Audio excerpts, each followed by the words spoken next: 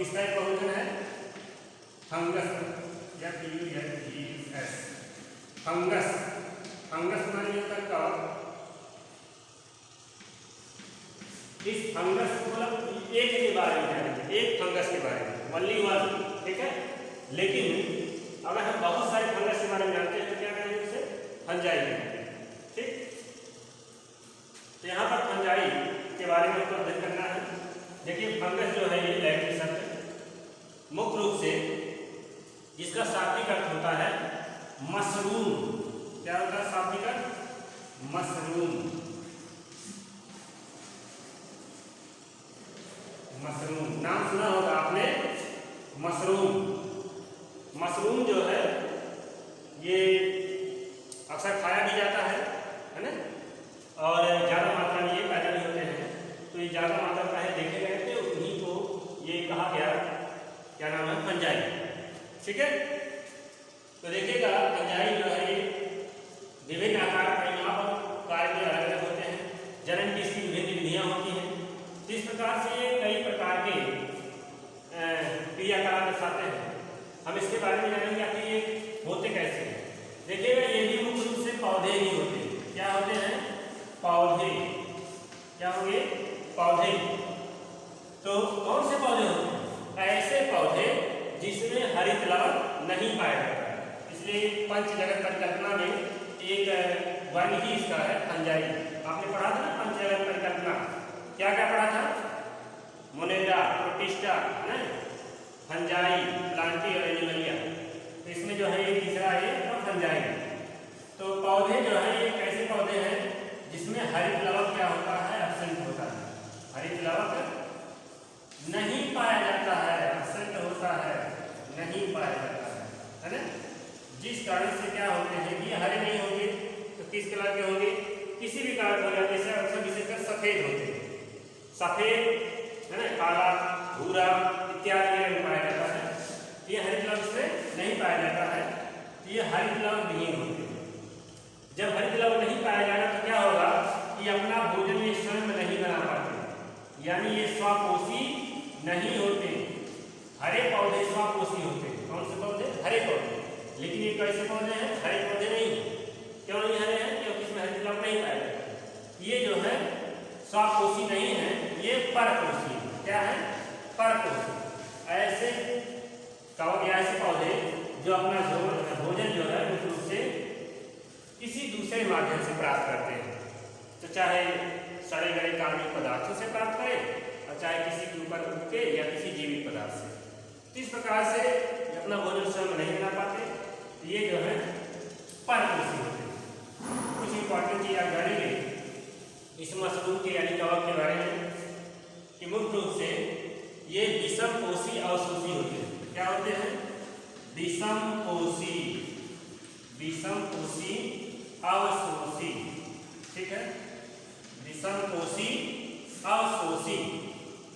विषमपोषी मतलब होगा heterotrophic. Heterotrophic. अवशोषी में एब्जॉर्प्टिव।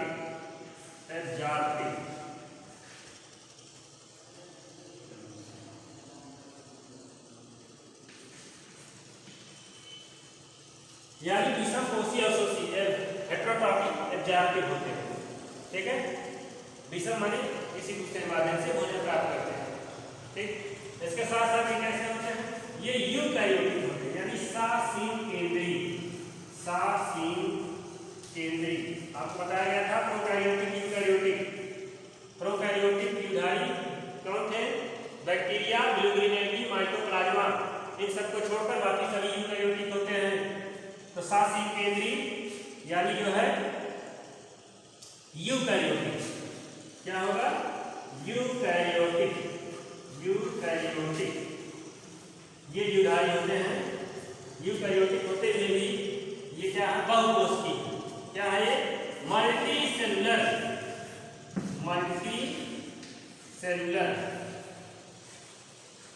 मतलब बहुकोषीय।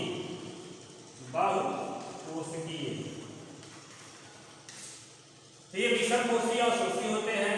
सासीन केंद्रीय यानी यूकैरियोटिक होते हैं और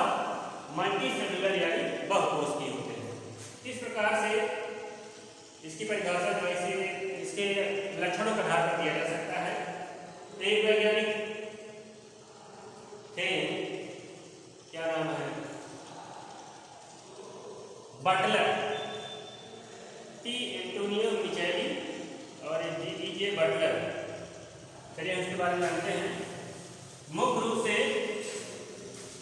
कवकों का जो अध्ययन है, कवकों का अध्ययन मुख्य रूप से कवक विज्ञान कहलाता है।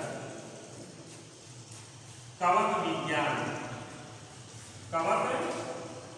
विज्ञान इसे कहते हैं माइकोलॉजी।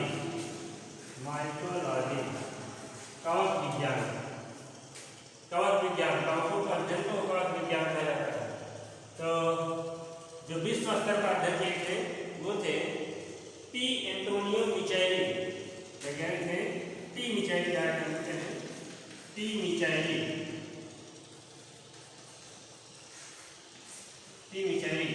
ये वैज्ञानिक जो थे मुख्य रूप से कवक के जनक कहे जाते हैं। किसके जनक कहे जाते हैं?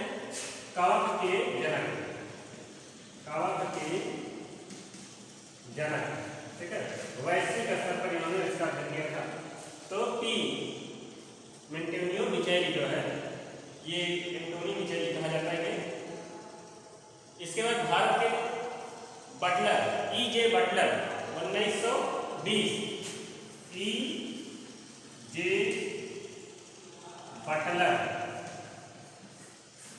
1920, इन्हें भारतीय कवक विज्ञान का जनक कहा जाता है। इसका भारतीय कवक विज्ञान का जनक, ठीक है, भारतीय कवक विज्ञान का जनक, भारतीय कवक विज्ञान का जनक इसे कहा जाता है ई.जे. बटलर, ठीक है। इसके बाद देखिएगा आप कुछ इंपॉर्टेंट फैक्ट क्या क्या होते हैं कि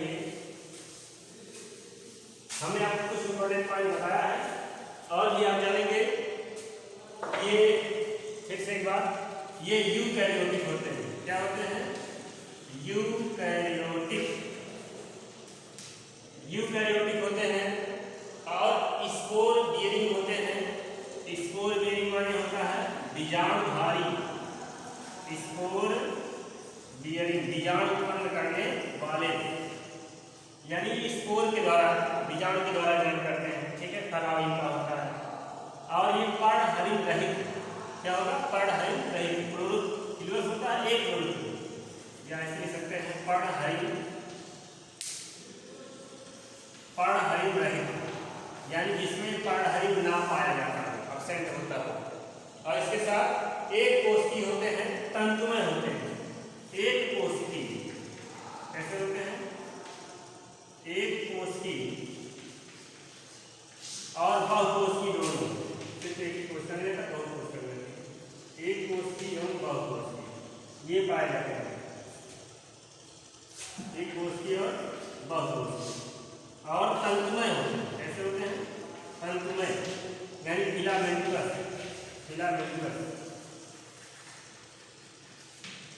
माने होता है कि इसमें जाल जैसी संरचनाएं पाई जाती हैं, है ना। और इसके साथ साथ लैंगिक एवं अलैंगिक जन्म इसमें होता है, यानी सेक्सुअल एंड एसेक्सुअल रिप्रोडक्शन दोनों प्रकार से इसमें पाया जाता है। सेक्सुअल एंड एसेक्सुअल रिप्रोडक्शन, है ना, दोनों प्रकार से जन्म इसमें होता है। इस प्रकार से ये इसका इंपॉर्टेंट फैक्ट रहा। यूकैरियोटिक, स्पोर बियरिंग, पर्णहरित, है ना, एक कोशिकी बहुकोशिकी तंतुमय, और इसके साथ साथ सेक्सुअल एंड एसेक्सुअल दोनों प्रकार के जन्म होते हैं। और भी आप जानेंगे कि इनके जो शैलवाल होते हैं, हमने कहा वो काइटिन के बने होते हैं, यानी कोशिका भित्ति किसकी बनी होती है? इसकी कोशिका भित्ति, शैलवाल जो है इसका बना होता है काइटिन का। किसका बना होता है? काइटिन का। काइटिन या पॉलीसेकेराइड, आपको पता होगा काइटिन, इसी का बना होता है। काइटिन प्लस सेलुलोज दोनों होता है, काइटिन प्लस सेलुलोज, इसी के द्वारा ये निर्मित होते हैं। कवकों की कोशिका भी काइटिन की बनी होती है। का से कवक, का से काइटिन, याद कर सकते हैं आप ऐसे भी। इस प्रकार से ये इसका कुछ इंपॉर्टेंट फैक्ट है। अब हम लोग जानेंगे कि कवक जो है होते कैसे हैं, देखने में कैसे लगते हैं, है ना। हाँ, थोड़ा सा इसका वितरण जानेंगे आप।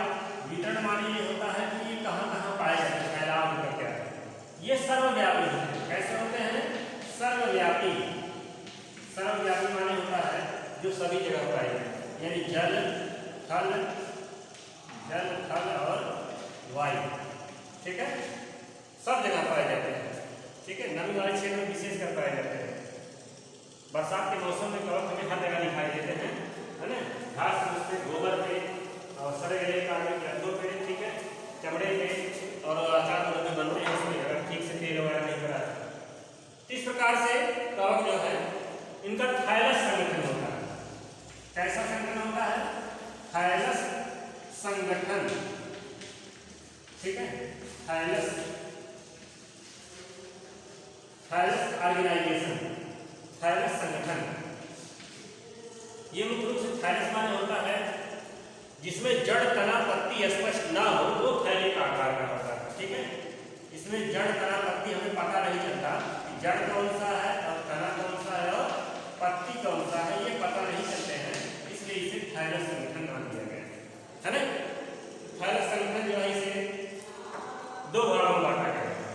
ये थायलॉइड होते हैं, यानी सुकायक। ये दो प्रकार बांटे गए हैं। कौन कौन? एक माइसीलियल कवक और दूसरा है नॉन माइसीलियल कवक। थायलस जो है ये दो भागों में बांटे गए हैं। एक माइसीलियल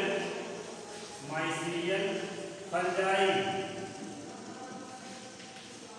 और दूसरा होता है नॉन माइसीलियल फंजाई। माइसीलियल पहले जानेंगे आप। माइसीलियल माने होता है जिसमें कवक जाल पाया जाता हो। क्या पाया जाता हो?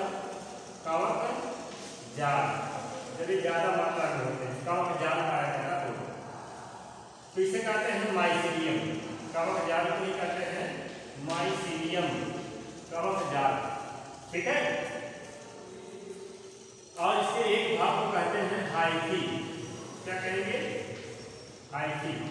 इसके एक भाग को हाइफी कहते हैं, हाइफा। और उसके समूह वाले भाग को क्या कहेंगे? माइसीलियम, यानी कवक जाल, ठीक है। हाइफी मतलब होता है कवक तन। एक कवक का तन माने धागा, कवक तन, ठीक है। और ये माइसीलियम यानी कवक जाल। तो इस प्रकार से होते हैं माइसीलियम। और एक और भाग होता है दूसरा नॉन माइसीलियम। कैसा? नॉन माइसीलियम, यानी इसमें कवक जाल ना पाए, नॉन माइसीलियम, ठीक है। क्या होता है? इसमें कवक जाल नहीं होता है, इसमें बडिंग सिस्टम होता है। बडिंग सिस्टम माने होता है मुकुल के द्वारा ये एक कोष की अपवाद स्वरूप है। जैसे ईस्ट एक प्रकार का फंजाई है एक कोष की, और ये बडिंग सिस्टम होता है, कवक जाल नहीं, ये इस प्रकार होते हैं।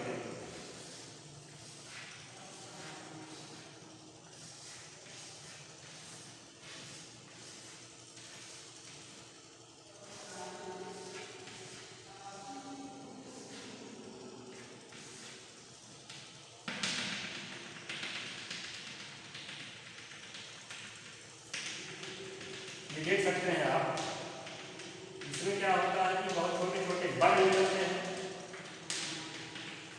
बड माने होता है वही मुकुल, है ना। इसमें मुकुलन के द्वारा जाना होता है। जैसे चेन जैसी संरचना बना लेते हैं, श्रृंखला, और इसी को ही कहते हैं ईस्ट का प्यूडोमाइसीलियम, प्यूडोमाइसीलियम ऑफ ईस्ट, है ना। प्यूडोमाइसीलियम ऑफ ईस्ट, प्यूडोमाइसीलियम ऑफ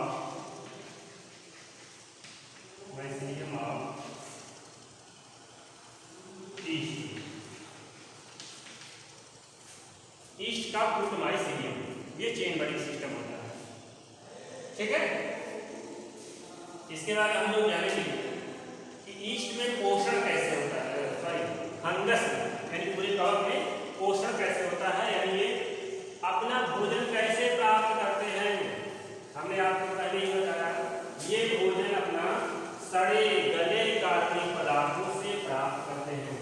सड़े गले कार्बनिक पदार्थ मतलब जैसे कोई मृत जीव है, घास फूस है, गोबर है ना, कचरे हैं, सड़े गले पत्तियां हैं, लकड़ी के लट्ठे हैं, चमड़े हैं, अचार लकड़े हैं, बहुत सारी चीजें हैं जो अक्सर सड़ने लगती है बरसात के मौसम में पानी नहीं पाकर। तो इस प्रकार से सड़े गले कार्बनिक पदार्थ को ये क्या करते हैं, उसी से अपना न्यूट्रिशन लेते हैं। कौन? फंजाई।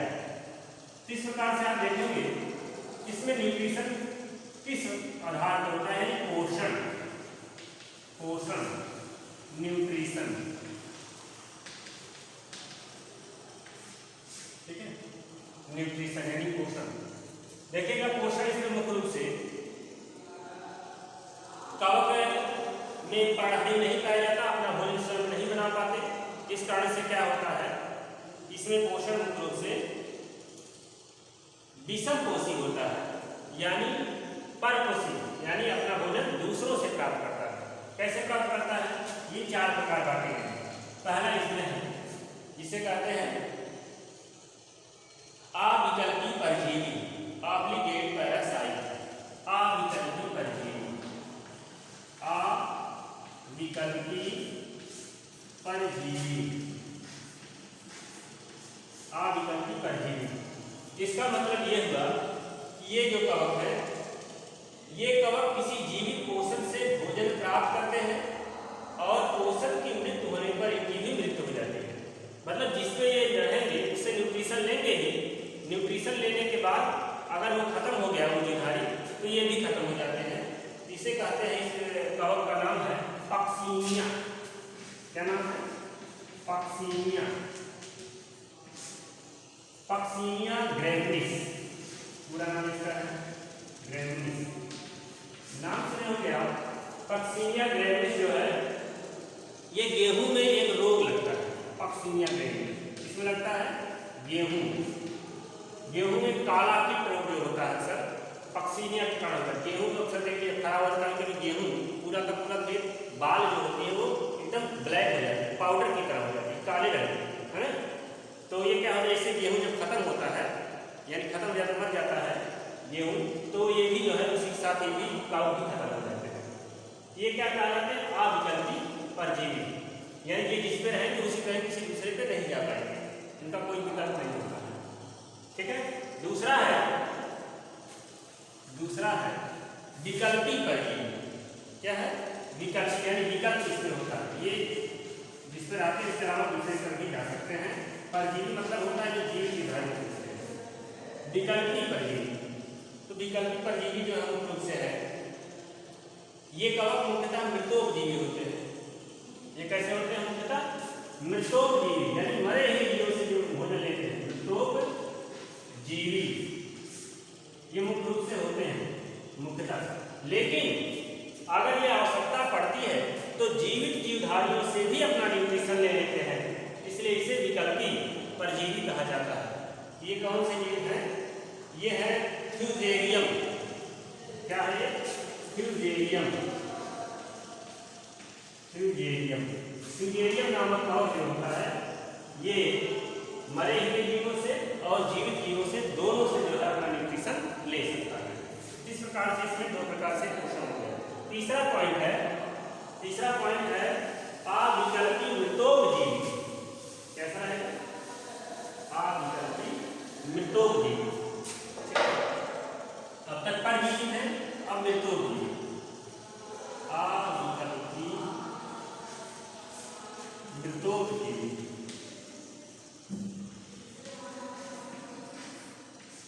ठीक है। ये अविकल्पी मृतोपजीवी क्या क्या है?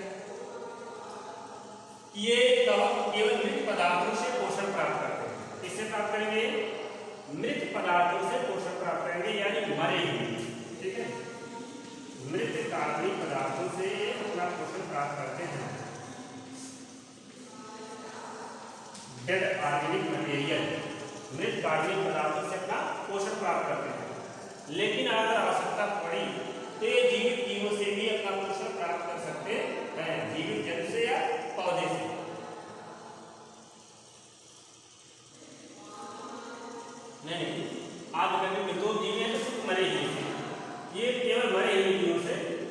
और ये जीवित जंतु से और पौधों से ये अपना पोषण नहीं प्राप्त कर सकते, केवल मरे तो ये तो मृत कार्बनिक पदार्थों से ही अपना ये न्यूट्रिशन लेते रहते हैं। ये होते हैं मुख्य रूप से एगैरिकस और म्यूकर। क्या होते हैं? एगैरिकस और म्यूकर। म्यूकर मतलब राइजोपस में होता है वही। ये अक्सर जो है अचार में लग जाते हैं, सफेद आप देखे होंगे, सफेद जाल जैसे अपना वही म्यूकर होते हैं। एगैरिकस मतलब ये इस प्रकार में होता है, सफेद समझ में नहीं सकता।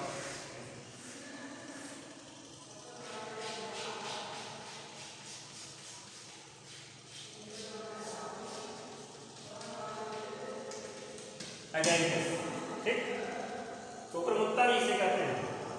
और म्यूकर राइजोपस इस प्रकार होता है।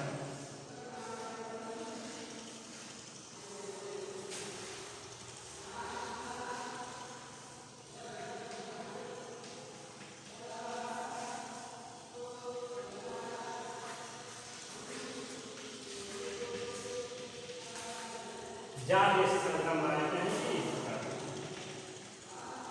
ये होते हैं म्यूकर राइजोपस। राइजोपस की संरचना बाद में बना दिया जाएगा, यहाँ से कितना ही आप जाएंगे। एगैरिकस हो गया और म्यूकर हो गया, है ना। इसके बाद बचा है चौथा है विकल्पी मृतोपजीवी। 4 पॉइंट विकल्पी मृतोपजीवी। विकल्पी मृतोपजीवी, ठीक है, विकल्पी मृतोपजीवी, ठीक है। फैकल्टेटिव सेप्रोफाइट्स, ये क्या होते हैं कि ये कवक सामान्यतः परजीवी होते हैं। कैसे होते हैं? ये मुख्य रूप से परजीवी ही होते हैं, है ना। परजीवी होते हुए भी अगर आवश्यकता पड़ती है ये मरे हुए जीवों से भी अपना न्यूट्रिशन ले सकते हैं। तो इस प्रकार से ये विकल्पी मृतोपजीवी कहलाते हैं, ठीक है। ये परजीवी होते हैं लेकिन आवश्यकता पड़े तो मरे हुए जीवों से अपना भोजन ले सकते हैं। ये होता है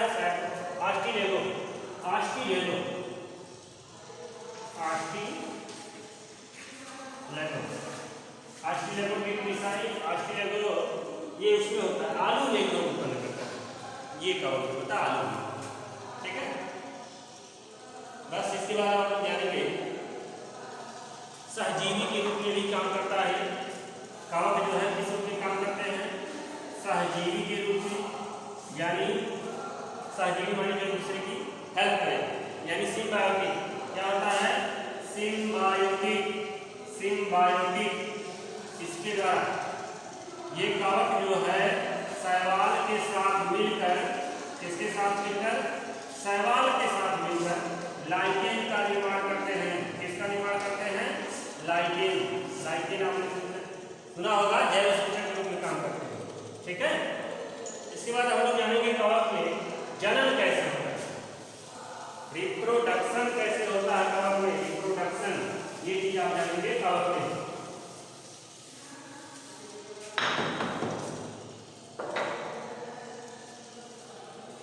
रिप्रोडक्शन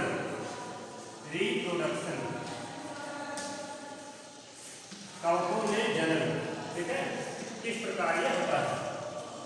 जनन देखिए मैंने आपको बताया था कि लैंगिक और अलैंगिक दोनों होते हैं, सेक्सुअल एंड सेक्सुअल रिप्रोडक्शन, है ना। इसमें मुख्य रूप से कवक देखिए 3 प्रकार का जन्म दिया है कि कायिक, अलैंगिक एवं लैंगिक। पहले हम लोग कायिक जान लेते हैं। कायिक हमने बताया था आपको कि कायिक होते हैं, लैंगिक होते हैं और अलैंगिक होते हैं, ठीक है। कायिक जो है, पहले कायिक जानते हैं। कायिक मतलब होता है सोमैटिक। इसका मतलब ये होता है कि उसके बॉडी से ही कवक के कोई एक तंतु टूट के अलग हो जाए तो नया जो है कवक बना है, ठीक है। ये होता है कायिक, सोमैटिक। काया वाले शरीर होता है, ये आप जान सकते हैं। किस प्रकार से कायिक में देखिए कई दिया है खंडन, विखंडन और मुकुलन। क्या क्या होता है? खंडन, विखंडन और मुकुलन। खंडन मतलब फ्रेगमेंटेशन, फ्रेगमेंटेशन, फ्रेगमेंटेशन। विखंडन मतलब होता है फिजियन, और न्यूक्लियर मतलब होता है बडिंग, बडिंग, ठीक है। खंडन मतलब होता है जब एक कणों के दूसरे क्या है टूट जाए, खंड खंड हो जाए, अलग अलग हो जाए, तब उसे कहते हैं, जैसे एक और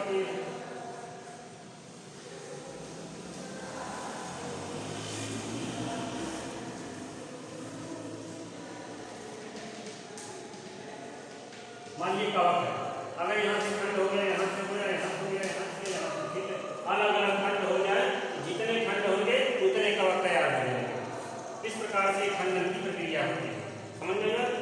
इसके बाद है विखंडन।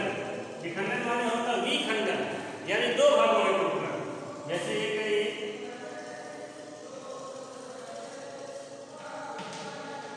कोशिका है तो क्या हो जाता है, ये दो भागों में टूट जाती है।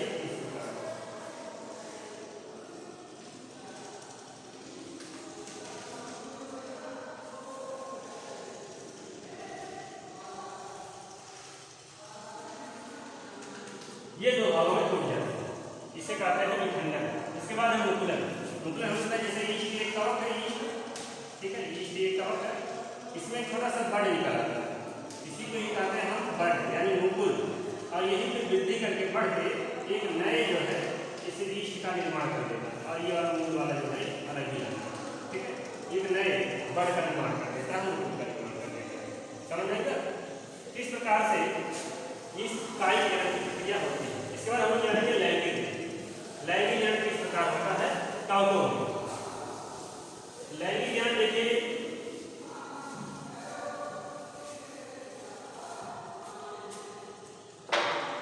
पहले आप अलैंगिक जानिए, इसके बाद ए सेक्सुअल रिप्रोडक्शन, यानी इसमें नर एवं मादा युग्मक ना भाग ले, है ना।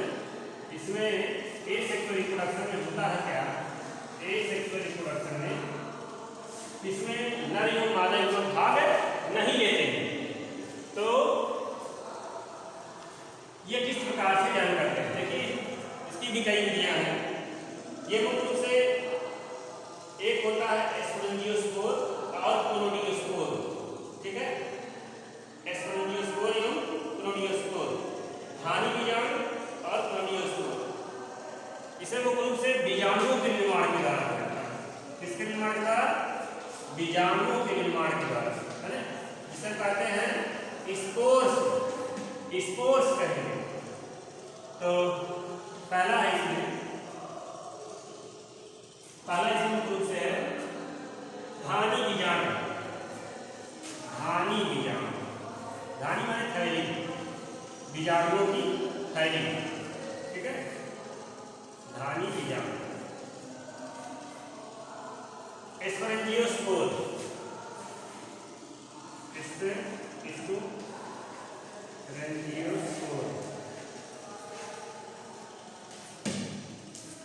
स्पोरेंजियोस्पोर, धानी बीजाणु। इसमें क्या होता है, इसमें बीजाणु धानी पाई जाती है, स्पोरेंजियम, और इन्हीं बीजाणु धानुओं में स्पोरेंजियोस्पोर होते हैं। इसमें चल बीजाणु और अचल बीजाणु दोनों होते हैं। बीजाणु धानी ये किस प्रकार होता है आप जानेंगे।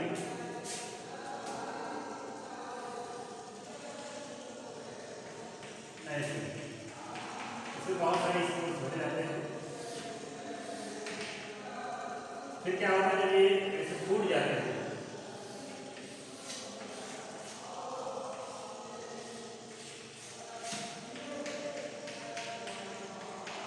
इसमें से स्पोर्स बाहर निकलता है ना। देखिए स्पोर्स क्या होते हैं, ये स्पोर्स बाहर निकलते हैं, तो इसे जो हम कहते हैं स्पोरेंजियम। क्या कहते हैं, स्पोरेंजियम, और इसे कहते हैं स्पोरेंजियोफोर।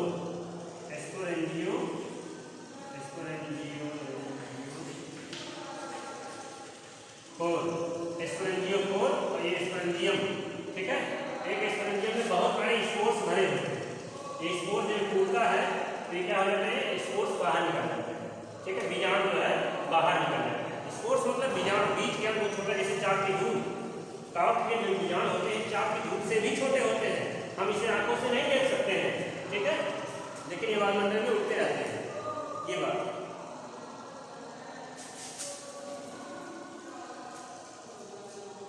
और जानिएगा इसके भीतर जो बीजाणु धानी के भीतर स्पोर्स होते हैं वो दो प्रकार के होते हैं। एक होते हैं जू स्पोर्स, एक होते हैं जू स्पोर्स। जू स्पोर्स इसे कहते हैं चर बीजाणु। क्या कहेंगे? चर बीजाणु, मतलब जो एक स्थान से दूसरे स्थान पे गति कर सकते, चल सकते। और एक होता है एप्लेनो स्पोर्स। एप्लेनो स्पोर्स इसे कहते हैं अचल बीजाणु, है ना, जो एक स्थान से दूसरे स्थान पे गति ना कर सके। इसके बाद आता है बात दूसरा कोलिडियो स्पोर्स। ये समझ में आ गया ना, धानी बीजाणु। स्पोरेंजियम क्या होता है? स्पोरेंजियम को जो तत्व होता है इसमें स्पोर्स भरे जाते हैं। ये दो प्रकार के होते हैं, जू स्पोर और एप्लेनो स्पोर, ठीक। नेक्स्ट आपका है कोलिडियो स्पोर, जो कोलिडियो के द्वारा ग्रहण करते हैं, कोलिडिया।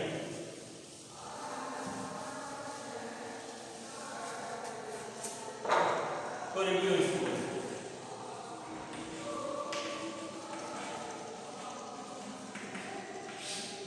कोलिडिया माने मुकुलन, हम बताए थे आपको।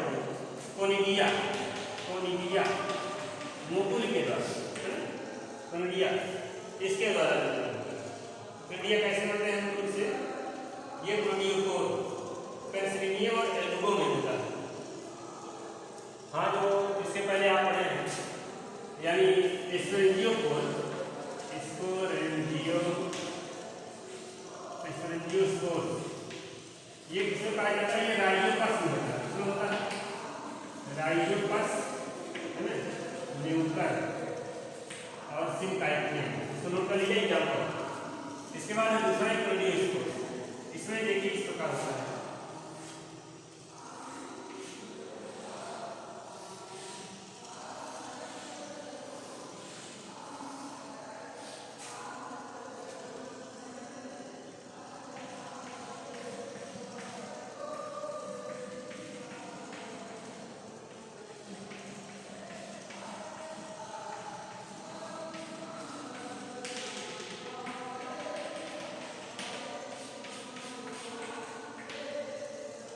ये है कोलिडियोकोर। क्या है? कोलिडियोकोर। और ये है कोनिडिया। क्या है? ये कोनिडिया। कोलिडियोकोर से कोनिडिया जनों रूप से किसमें पाया जाता है? पेनिसिलियम में, पेनिसिलियम की जातियों में। पेनिसिलियम नाम सुने, पेनिसिलियम नाम का एक कवक होता है, पेनिसिलियम। पेनिसिलियम इसका पूरा नाम है पेनिसिलियम, पेनिसिलियम नाटिकम। पेनिसिलियम नाटिकम से क्या प्राप्त किया जाता है? आपको पता होगा, पेनिसिलिन। क्या प्राप्त किया जाता है? Penicillin. Penicillin is an antibiotic medicine. Penicillin जो है एक प्रतिजैविक दवाई है ना, इंजेक्शन, इसके द्वारा ये पेनिसिलिन ये कवक के द्वारा प्राप्त किया जाता है। पेनिसिलिन नाम का इंजेक्शन जो है पेनिसिलियम नाटिकम नामक फंजाई से प्राप्त किया जाता है। ये अक्सर जो है एंटीबायोटिक के रूप में प्रयोग किया जाता है। कब किया जाता है? अलेक्जेंडर फ्लेमिंग के द्वारा जो है, अलेक्जेंडर फ्लेमिंग ने पेनिसिलिन की खोज की है ना। ये कब किया गया? जब द्वितीय विश्व युद्ध हुआ था, उसी समय इसका प्रयोग किया गया था। लोगों को बहुत सारे बुखार है, शारीरिक वगैरह के था, मतलब इसके दवा के रूप में ये इंजेक्शन बहुत काम कर हुआ था, इसलिए जो है ये काफी महत्वपूर्ण है। वैसे अब बहुत लोगों को पेनिसिलिन सूट भी नहीं करता है, इस कारण से पेनिसिलिन का इंजेक्शन चेक करके ही लगाया जाता है। समझ में आएगा? तो और ये जानकारी लेना जरूरी है। तो ये हो गया पेनिसिलियम। और एक और होता है एल्बुगो, एल्बुगो कैंडिडा। एल्बुगो कैंडिडा आलू में ये रोग उत्पन्न करता है, एल्बुगो। ये क्या होते हैं? कोलिडियो स्पोर्स होते हैं, ठीक है। अब हम लोग चलते हैं लैंगिक जनन के बारे में। सेक्सुअल रिप्रोडक्शन, सेक्सुअल रिप्रोडक्शन ये कैसे होता है? सेक्सुअल रिप्रोडक्शन देखिए, इसमें कोई अन्य जीवधारी की तरह होता है,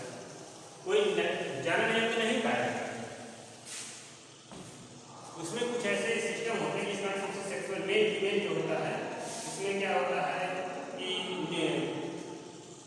जो पॉजिटिव निगेटिव है ना मेल फीमेल में कांटेक्ट होता है और ये एक दूसरे से क्या करते हैं डीएनए का और उसका न्यूक्लियस का आदान प्रदान कर देते हैं, बस यही चीज है। तो सेक्सुअल रिप्रोडक्शन यानी लैंगिक जनन, लैंगिक सेक्सुअल रिप्रोडक्शन लैंगिक जनन। क्या होगा ये जैसे तौर पर क्लियर बना देते हैं, ध्यान रखिएगा। मुख्य रूप से फीमेल मेल आ जाएगा, ये एक छोटा सा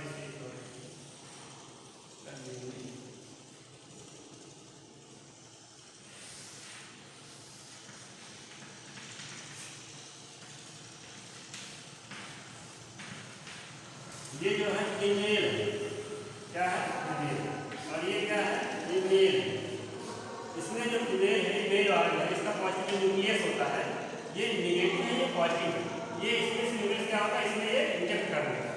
इसी प्रकार से इसमें सेक्सुअल रिप्रोडक्शन की क्रिया होती है, ठीक है, संयुग्मन असंयुग्मन योग इस प्रकार से। तो इसलिए काफी इंपॉर्टेंट है। वैसे इसकी संरचना जो है आप किताब से देख लेंगे क्योंकि इसका सब फिगर बना नहीं मिलेगा, है ना, मेल फीमेल वाली बात। तो हम इसका मेन चीज जानेंगे वो कवकों का महत्व क्या होता है, ठीक है, कि कवक हमारे आर्थिक जीवन में क्या महत्वपूर्ण है, ये चीज हम जानेंगे। तो कवकों का आर्थिक महत्व जानेंगे, इस बार हो जाएगा टॉपिक खत्म। तो हम लोग पढ़ेंगे दूसरी टॉपिक कवकों का आर्थिक महत्व, इकोनॉमिक इंपॉर्टेंस ऑफ फंजाई, कवकों का आर्थिक महत्व, ये चीज आ जाइएगा। देखिए आर्थिक महत्व क्या है, दो प्रकार से आर्थिक महत्व होते हैं, एक तो लाभदायक और दूसरा हानिकारक। पहले हम इसके हानिकारक प्रभाव जानेंगे, यानी ये कैसे हमारे ऊपर हानि पहुंचाते हैं, हानिकारक प्रभाव इसका क्या है। तो पहले पौधों में कैसे रोग उत्पन्न करते हैं, देखिएगा पौधों में ये आलू का ब्लैक वाट डी, आलू का लेग ब्लाइट, हाइड्रोथोरा कंसिस्टेंस, आलू का ब्लैक वाट रोग, आलू में रोग उत्पन्न करते हैं। आलू में एक रोग है आलू का लेग ब्लाइट, आलू का लेग ब्लाइट,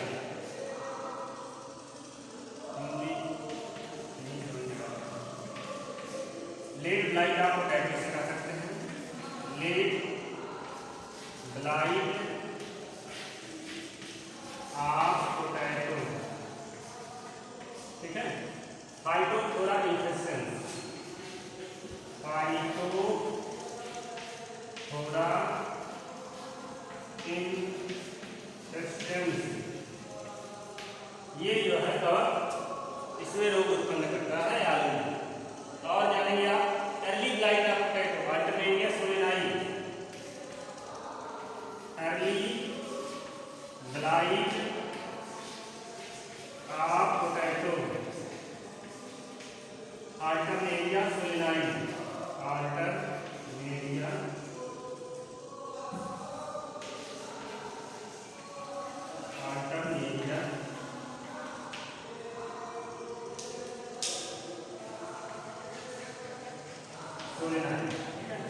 ये जो है आलू में दो प्रकार से उत्पन्न करता है। और भी है गेहूं का काला कीट रोग, ब्लैक रस्ट ऑफ व्हीट, बताइए कौन सा रोग, गेहूं का काला कीट, ब्लैक रस्ट ऑफ व्हीट, ये रोग उत्पन्न करता है black rust of wheat, black rust of wheat, ये रोग है गेहूं में काला कीट रोग कहलाता है, ब्लैक रस्ट ऑफ व्हीट। ये मुख्य रूप से होता है पक्सीनिया ग्रैमिनिस, हमने आपको बता दिया था पक्सीनिया ग्रैमिनिस, पक्सीनिया ग्रैमिनिस, ग्रैमिनिस, ग्रैमिनिस उल्टा है ना इसलिए ग्रैमिनिस करते हैं। और है loose smut of wheat, loose smut of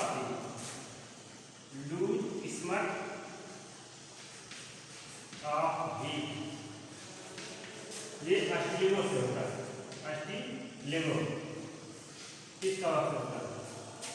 और एक और कवक है जिसे white rust of crucifer, white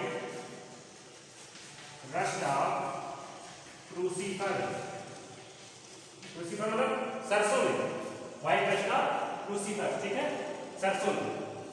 ये ग्रुप से होता है वो क्या एल्कोकैंडिडा, एल्कोकैंडिडा,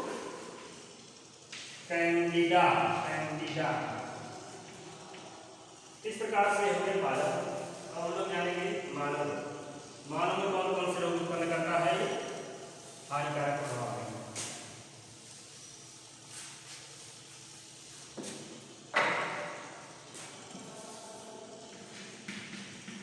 मानव रोग उत्पन्न करता है कौन कौन? मानव रोग उत्पन्न करेगा ये बहुत सारे चर्म रोग जो आज के टाइम बहुत ज्यादा हो रहे हैं। स्किन डिजीजेज, चर्म रोग बहुत ज्यादा मात्रा में इस समय है। ये वातावरण के पॉल्यूशन और जो है बहुत से रासायनिक खाद्य प्रयोग से ये मनुष्य के सिस्टम चेंज हुए, जिस कारण से बहुत सारे चर्म रोग हो रहे हैं, एलर्जी है। ये दाग, खाज, खुजली आपको ये पता होगा इसके द्वारा। ये ईस्ट से भी होता है, मुख में है, जांघों के बीच, यौन में। इस प्रकार से काफी संकट हो जाता है।